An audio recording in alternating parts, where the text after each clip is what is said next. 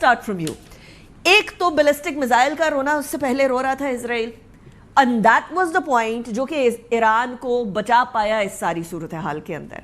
Nuclear weapons کے اوپر تو ویسے ہی کہہ رہے تھے کہ ہمیں نیوکلیئر آرمامنٹ چاہیے ہی نہیں, بٹ اب ایران کی ملٹری کے اوپر یہ جو ایک کائنڈ آف کرٹیسزم ہو رہا ہے, یہ تو رائٹ ٹو سیلف ڈیفینس میں نہیں آتا. کوئی بھی ساورن اسٹیٹ اپنی ملٹری رکھ سکتا ہے, سو یہاں کوئی مڈل گراؤنڈ نہیں آ سکتا, اسپیشلی ہمارے وہ مسلمان بھائی جو کہ جی سی سی کنٹریز کے اندر ہیں, اور ہمارا ایران بھی مسلمان بھائی ہے. سو یہاں بھی پاکستان کو تو نہیں آنا پڑے گا مڈل گراؤنڈ فائنڈ آؤٹ کرنے کے لیے. جی بہت شکریہ نیکا صاحبہ, آپ نے انوائٹ کیا. دیکھیے باقی اس میں مڈل گراؤنڈ کی شاید ضرورت نہیں ہے, لاجیکلی, لیگلی, ایتھیکلی. مسئلہ یہ ہے کہ جو امریکہ اور اسرائیل کے درمیان میرا ماننا یہ ہے کہ جو سب سے زیادہ ڈائیورجنٹ تھی بیفور دا وار اور after the result of the war, وہ یہی ہے. امریکہ کے صدر نے بھی اور امریکہ نے بھی تھرو آؤٹ چاہا کہ نیوکلیئر جو انرچ مٹیریل ہے وہ ان کا فوکس ہے, ان کو ہر صورت میں وہ چاہیے, وہ ایک وار ٹرافی تھی ان کے لیے. اسرائیل کے لیے وار ٹرافی یہ نہیں تھی, اور میں اکثر کہتا ہوں کہ اس کے لیے بیلسٹک کروز اور ہائپرسونک میزائلز وار ٹرافی ہیں. کیونکہ میں دوبارہ ریپیٹ کرتا ہوں, معذرت اگر میں نے پہلے بات کی ہو, تو دیکھیے نیوکلیئر جو بام ہوتا ہے اگر بنا بھی لے کوئی ملک, تو وہ اس کا جب تک کوئی فائدہ نہیں جب تک وہ ڈیلیورنس میکنزم نہ اس کے پاس ہو.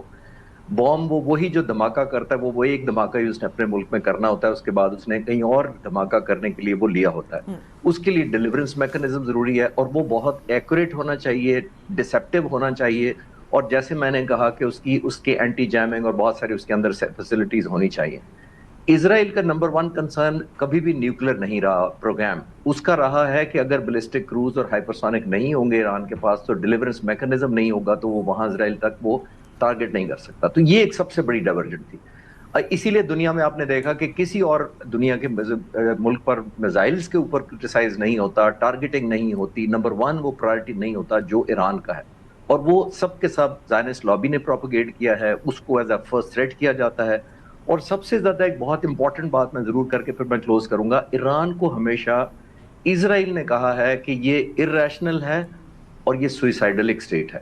جو بھی کوئی سوسائٹی یا ملک خاص طور پر یا گورنمنٹ اگر ارریشنل ہو جائے اور سوئسائڈل ہو جائے, اگر کوئی دنیا کو منوا لیا جائے, اس کا مطلب ہے کہ اس کے اگینسٹ ڈپلومیسی اور ڈیٹرنس فیل ہو جاتی ہے.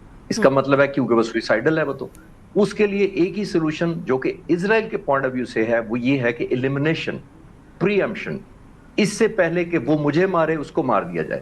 یہ اس نے اتنے 25-30 سالوں سے نتن یاہو نے پروپیگیٹ کیا تھا ہر آنے والے صدر کو.